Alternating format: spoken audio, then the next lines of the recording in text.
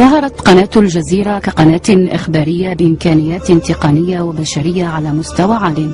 ووضعت حكومة قطر مالكة القناة تحت تصرفها إمكانيات مادية هائلة، واعتمدت مراسلين لها في أغلب العواصم المؤثرة في صناعة القرار ومواقع النزاعات في العالم ينقلون الحدث على الهواء مباشرة، كما تمكنت من استقطاب أهم معدي البرامج ومقدميها بمستوى حرفي كبير، وقدمت لهم مرتبات خيالية غير مسبوقة في الإعلام العربي، كما وفرت كل الإمكانيات لاستقطاب صفوة من أصحاب الرأي والتحليل في العالم مما يتقاضون مبالغ طائلة مقابل كلماتهم.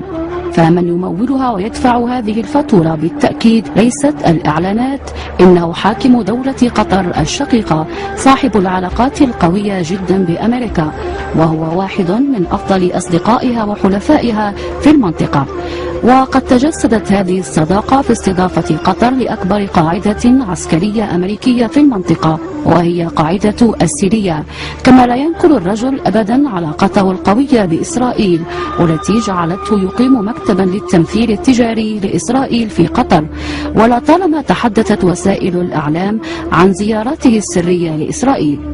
مما يثير السؤال إن كان سخاء قطر وأميرها على قناة الجزيرة الهدف منه خوض الصراع الإعلامي ضد حلفائه وأصدقائه في واشنطن وتل أبيب، أم تسويق مشروعها مقابل توفير الحماية لإمارته المحاطة بالإخوة الأعداء. لقد أثبتت التجارب والوقائع استحالة القول أن دوافع صاحب قناة الجزيرة من تأسيسها هو إيمانه بحرية الكلمة والإعلام، وأنه كلف نفسه كل هذا الإنفاق لخدمتها، لأن حرية الكلمة والإعلام قطر في أسوأ حالاتها. فمنذ نشأة قناة الجزيرة لم يحدث أن تعرضت في أي من برامجها إلى ما يحدث في قطر رغم أنها قطرية، فالمنطق أن يكون الشأن القطري على قمة أولويات القناة. فقد انقلب الأمير على أبوه وحدثت عملية تمرد وانقلاب مضاد دون أن تشير لها القناة، كما أن هناك حركة احتجاجية في قطر تدعو للاعتصام رفضا لدور الشيخ موزة حرم الأمير في الحياة العامة في البلاد، ولن تتم الإشارة لكل ذلك ولو بشكل مختصر على الشريط الإخباري.